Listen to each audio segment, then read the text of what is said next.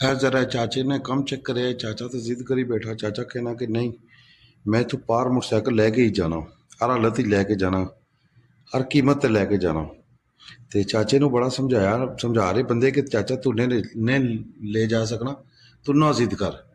ਚਾਚੇ ਕਿਹਾ ਨਹੀਂ, ਮੈਂ ਲੈ ਕੇ ਜਾਣਾ ਹੀ ਜਾਣਾ, ਇੱਥੋਂ ਹੀ ਲੈ ਕੇ ਜਾਣਾ।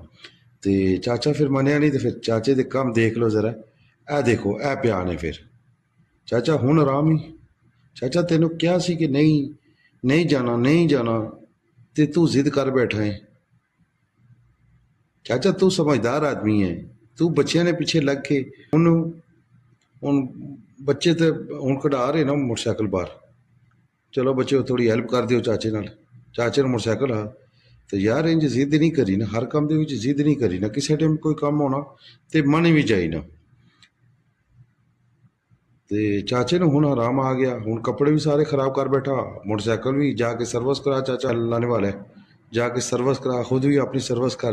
तो हुण आराम ही, हुण दोबारा जिद ना करी चाचा।